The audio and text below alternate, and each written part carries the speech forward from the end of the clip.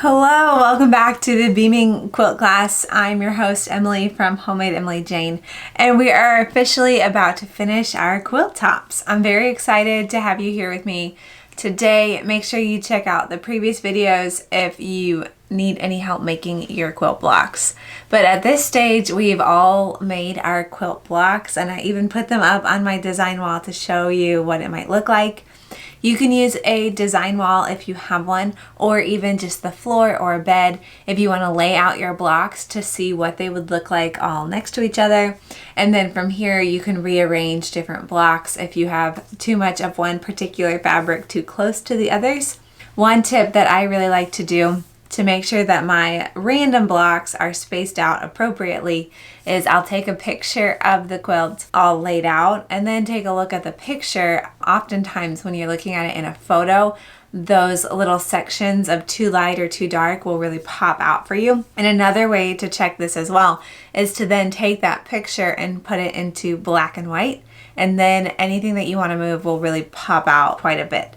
So those are just a few little tips and tricks regarding the layout. So you can choose whichever way you want to lay them out. Some people are doing some really cool things. So that's something I love about the sew along, is that I've been able to see a lot of creativity and some really fun quilts coming together. So make sure you check out on Instagram #BeamingSAL to see all the Beaming Sew Along progress photos. I look at them at least once a week, a few times a week really, to see all of the fun quilt blocks that are in the making right now. Let's dive into piecing our blocks together. We're going to turn all of our blocks into a finished quilt top. So you should have quite a few strips. These should be 2.5 inches in your background fabric color. So I've got a ton of strips here. I need to start cutting these strips. I didn't cut these during the cutting week, so I figured I could go ahead and show you that step today. So we're going to cut these into sashing and borders. So the 2.5 inch strips will work for our sashing and our borders. We'll start off by cutting 12.5 inch segments, and those 12.5 inch segments are going to go in between the rows here. So from the top of one block to the bottom of one block. And then for the throw size, at least, we'll have three of those smaller sashing pieces per row, and then we have 5 rows. So I'll cut out 15 of these 12.5 inch by 2.5 inch sashing rectangles, and then the rest of these 2.5 inch strips I'm going to sew together into one super long strip that we will then use for our horizontal sashing and our side borders. So now you'll see I have these 2.5 inch strips that I cut out for sashing and borders, and I layered 3 strips on top of each other. The fold is over at this edge, and then the selvages are over here. And then I have my 12.5 inch square ruler. I'm going to take it so that I have the selvage here, and then plenty of excess here to trim off. So I'm going to trim off here at the end of the ruler, 12.5 inches. And then I'm also going to trim this side so that those sashing pieces are 12.5 inches long. And so I've got 6 of these sashing pieces cut out. Then we have this excess from those edges where it's folded over. So you can use your iron here to press out that fold if you'd like, or you can just lay them on top of each other. And we're going to get 3 more little sashing pieces out of the way on this one. This time lining up the edges of the fabric with the edge of my ruler. And then of course making sure it's a nice straight line down here. And then trimming that to 12.5 inches. So now we have 3 more of those sashing pieces, and then you would repeat that same step until you get the desired number of sashing pieces. And you should be able to get 3 sashing pieces, the 12.5 inch ones, from each 2.5 inch strip. So now I've got 2 more, and I'll do that same process again.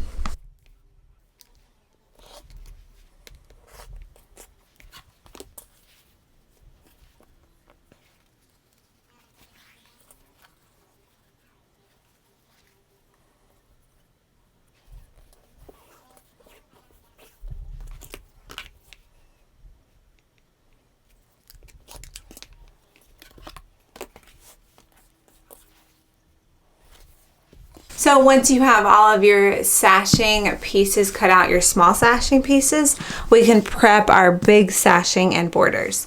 So you'll take the remainder of your 2.5 inch strips, and we're actually going to sew them right sides together along the short edges so that we end up with one super long piece of fabric.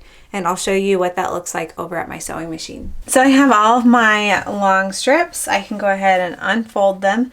And then I'm just going to sew them right sides together into a long strip. So flipping them right sides together here, you'll see I have the selvage still on them.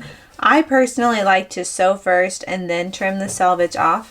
So I'm going to do a very generous seam allowance here. And then I'm going to trim the seam allowance down to probably just over 1/4 inch. I like to use the 5/8 inch bar or maybe even 3/4 inch mark as my seam allowance guide. But before we start stitching on our actual fabric, I'll stitch on a leader here just to grab those threads.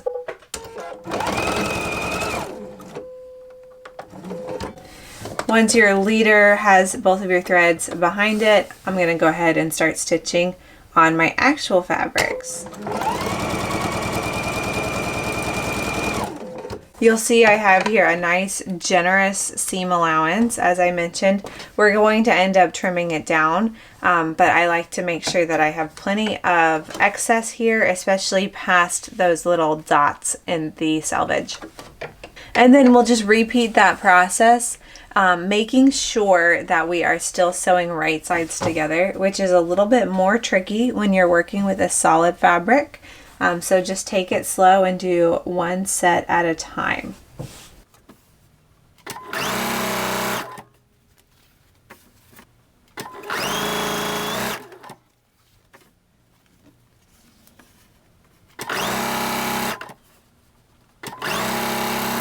When you get to the end of your stack, I'll go ahead and stitch on an ender.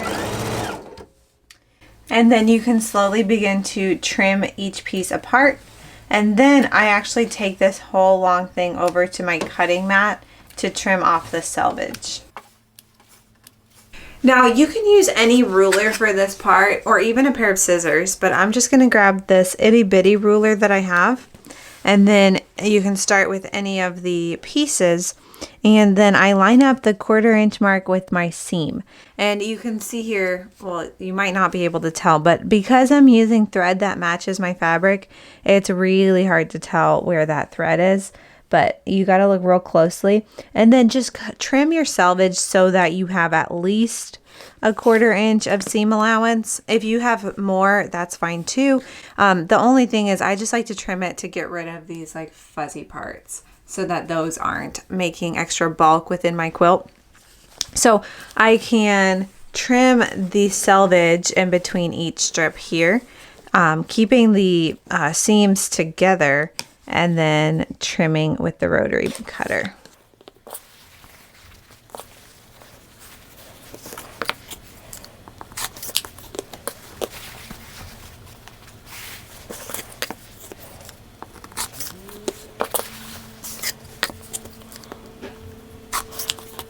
Now, once you get to the end, you can also trim off the selvage on the endings so that you have workable fabric for your entire sashing and borders piece.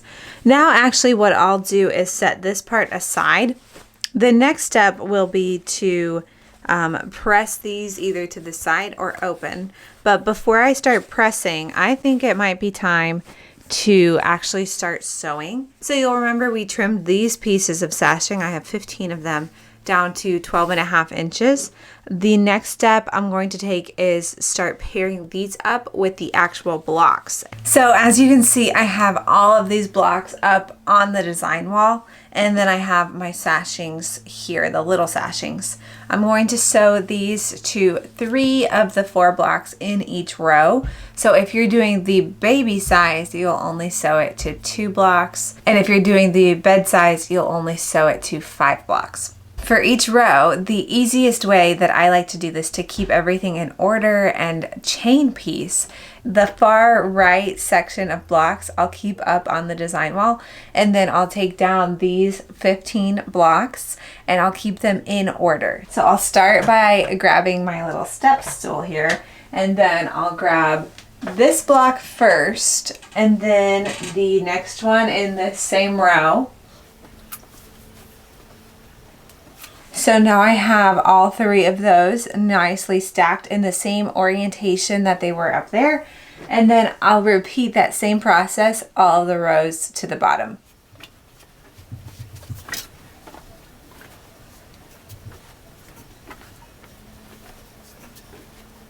So now I've got my nice big stack, and then I'm going to sew a sashing piece to the side of each of these blocks. So by now you definitely know the drill. We've already got our leader. We're using our 1/4 inch foot, and the thread that I'm using matches the background fabric because the seams that we're sewing are both background fabric seams, so it'll blend in super nicely. So now I'm sewing this 12.5 inch strip to this, what should be 12.5 inch block.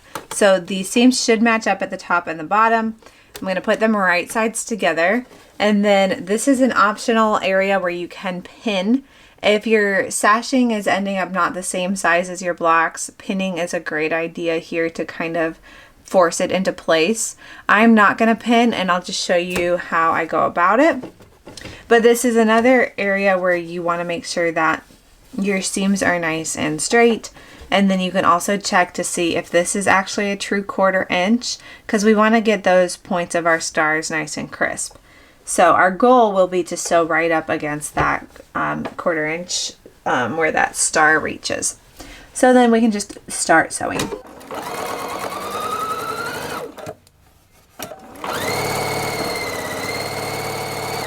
If you are not pinning, I always like to kind of readjust halfway and make sure that these seams are going in the right direction so that the seam doesn't get folded back.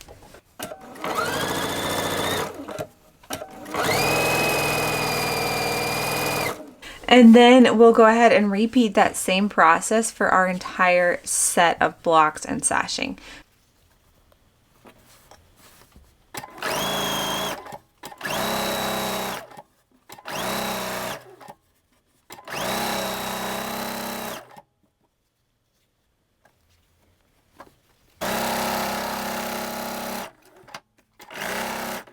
So once you get to the end, you'll have a very long chain of all of your star blocks. I like to trim them apart and then restack them, and that will put them in the exact same stack that we had previously, but this time they'll have the sashing attached. Next, we'll take this whole big stack over to our ironing board and press these seams. So I'm actually trying out a new iron today, so we'll see how it goes. It's a steam iron, and I don't normally use steam, but we'll go ahead and just grab our top block, and then of course, as always, we set the seam. And then for these units, I am going to press towards the sashing away from the star. And this is where we can really check in and see how were our 1/4 inch seams here. Hopefully, like mine, you'll have these really nice crisp points to your star that go right into the sashing. And next we will go ahead and press with our iron. And now, of course, you can also give it some best press like we've been using throughout, or I'm going to press this button. Ooh, look at that. And don't consider this an official endorsement for this iron. It's just something I'm trying out to see how I like it. So if you see me still using this iron months from now, then you'll know that it passed the test. But for now, I'm just trying it out. So anyway, that is how we press each of these seams. Next, I'm going to take this actually back to my design wall and place it. They should be in order. So you'll start at the last one that you picked up previously.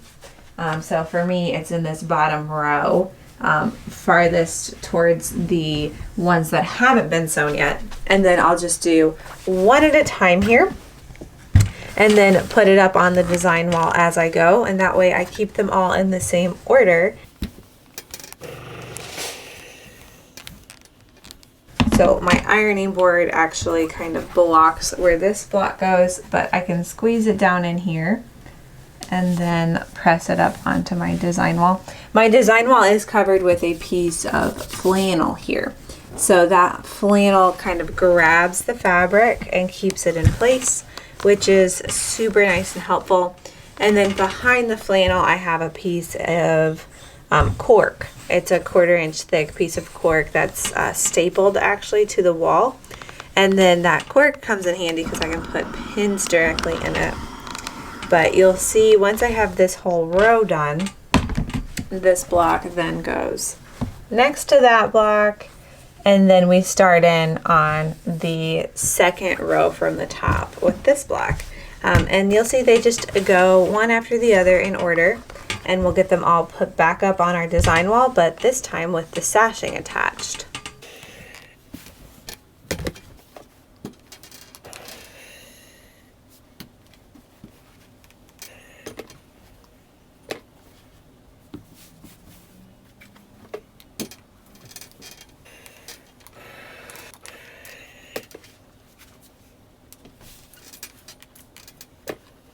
So now you'll see that we have basically a piece of sashing added in between each set of blocks. So now we're going to actually take our far right block and sew it to our block next to it, and then we'll do the same for our far left and the block next to that. So you're going to end up here, if you're making the throw size like I am, with basically 2 seams to sew for each row. So if you're doing the math, we're down to 10 seams this time. And I am actually going to use my pins for this step, of course, because it just gets a little big. These pieces get large when we're sewing multiple blocks together.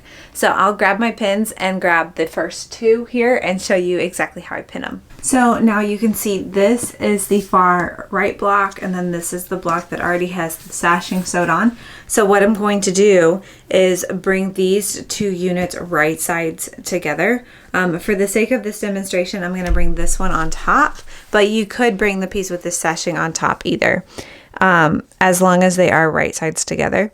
And then we're going to line up this edge here from top to bottom and then pin it in place. I personally like to pin directly where the seams are, so that it keeps those nice and tidy. But one thing that you want to do here to make sure that the blocks are lined up is make sure that that edge lines up with this edge of that star. And it should at this stage. It does get a little bit more tricky when we're sewing the rows together. But that's just a little tip to keep these all lined up and orderly. So you pin it like that, and then I'm going to go through actually the entire quilt top and pin all of those pieces now. So now you see we have this stack is pinned, and then we just go ahead and sew. Having the pins in does keep it all lined up for you, so that's a little nice.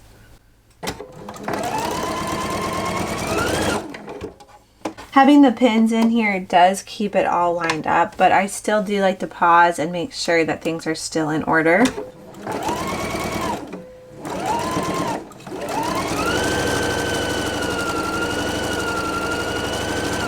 And then always slow down a little bit to make sure that your seams don't get tucked under in any weird ways.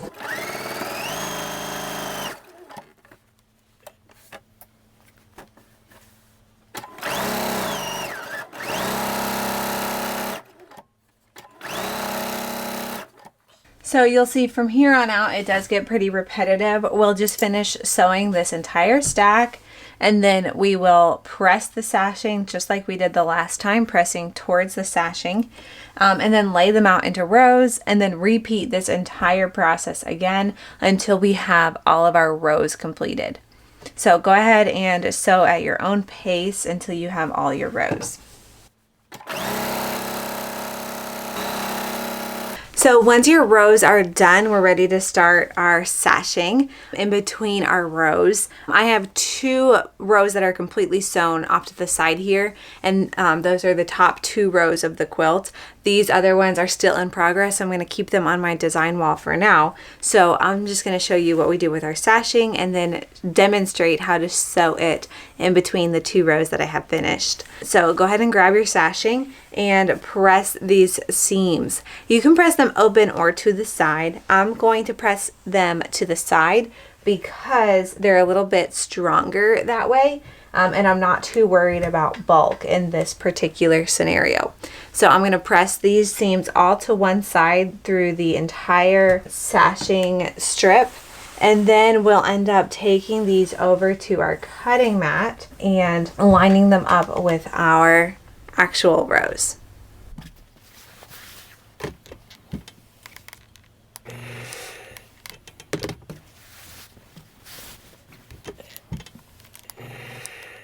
So now you'll see I have my top row and my second row here.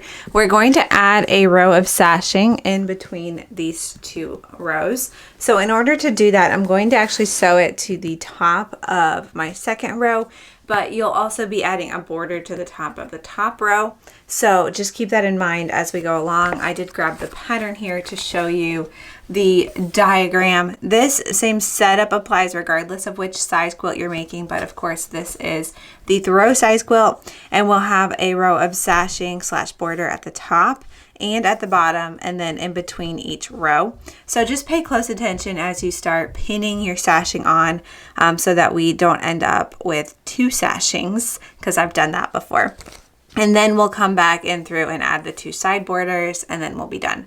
You'll see here I did lay out the exact measurements of all of the sashing and the borders. This is mathematically what they should be. However, I know that that doesn't always happen, and I'm going to show you basically like the very lazy way of doing sashing that I personally do every time, so it would be inauthentic of me to show you any other way. But I do want a little disclaimer, this is not the technically accurate way of doing sashing, but it's how I do it, so I thought I would share. Basically, I'll start off, we already trimmed off our selvage here on this sashing strip, and I'm going to end up attaching the sashing right sides together to the second row here. So I'm going to start off lining it up, and I do like to leave just a little bit of excess here on the very far edge. So I'll leave a little extra, maybe just 1/8 of an inch or 1/4 of an inch right here. And then I will go ahead and grab my pins here, and we will start pinning it down. So definitely one here right at the start of that seam. This is going to be a very long seam, and I'm going to pin it as much as possible, really. I love to pin right where the seams come together and then come back and pin in the center. You could add more pins in here too if that makes you feel better. And then just slowly, because my cutting mat's kind of not super large, my area, I have to shift everything over. And then of course pull this so that it's flat. You don't want to pull it too tight, but you definitely do want it to be very flat here. And then I'll come back in and add a couple more pins in the middle. And then one more. You'll see here we have right side down, and then our seam comes up right here, our seam from our sashing. Our sashing is much, much longer than this one edge of our row. So we will end up trimming that off. But first I pin it everything down in place. We pull this nice and flat, again not too tight, and then we want to trim off the excess here. So this is where you want to be really careful. I use a rotary cutter and a ruler personally, and then I line it up with the edge of the quilt, so the edge of that row, and trim it off. You can definitely trim with some excess here, an extra 1/4 inch won't hurt, and then you can come back and trim that later. So then I just pin the rest of it down here, and then we're ready to go ahead and get started sewing. So we'll sew this one very long seam, and you'll notice I never actually measured the row. As I mentioned earlier, that is kind of like the lazy way of doing it. Most people will measure their row and then measure their sashing accordingly. So I kind of cheat on this particular step. So now we have that whole long seam already pinned in place, so it's super easy to come in and just sew along that entire seam. I will say you'll want to pause regularly and lift up your fabric and make sure that the seams on the back side are pointing in the right direction. And if you're pinning like I am, you're welcome to just keep all the pins in and sew, or you can pull the pins out as you go as well. Whatever way works the best for you.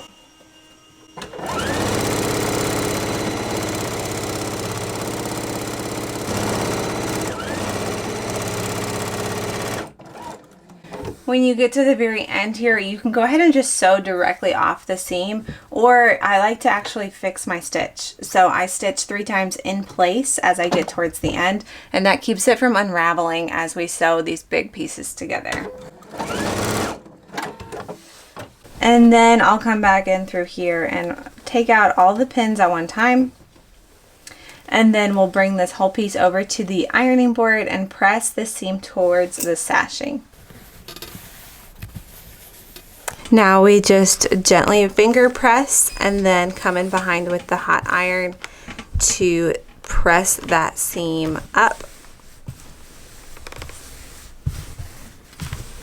And then we'll move along and press this entire long sashing seam.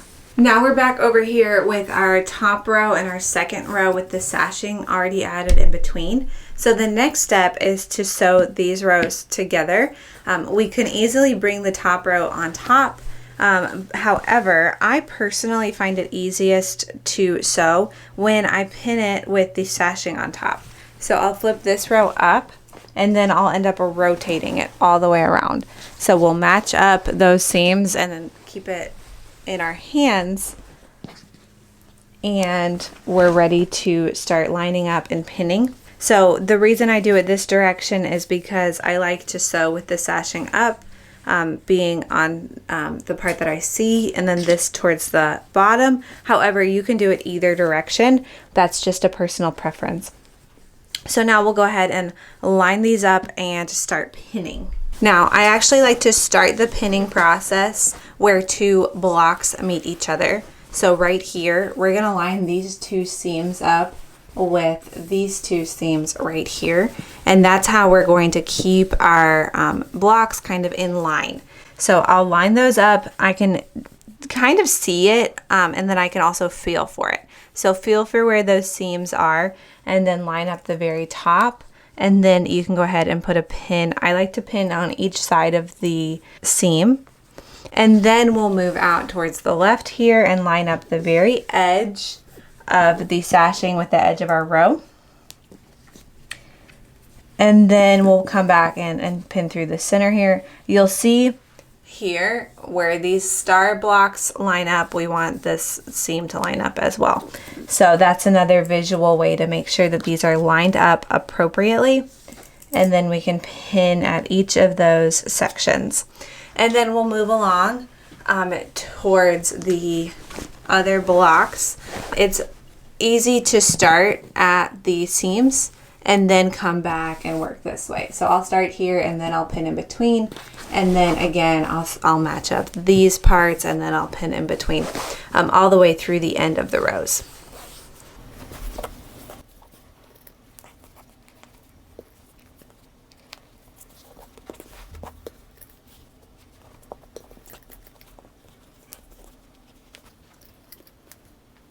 So once the 2 rows are pinned together, we kind of just repeat that same repetitive process. We will sew this seam, and then we will press it, and then we will pin the next seams, and then we'll sew them, and then we'll press them again. Pinning, sewing, pressing, over and over again, basically until we have all of the rows together, and then we'll add in the side borders, and then we'll be done with our quilt top. So I hope that this video has been super helpful for you, that you might have learned a few tips and tricks along the way. I would love to hear if you have any questions, anything that I might have left out, or any confusing parts. So please don't hesitate to leave a comment here on this video. I cannot wait to see all of your beaming quilt tops as you finish them, and I will be sure to post a picture of this one once I get it finished as well. Happy sewing!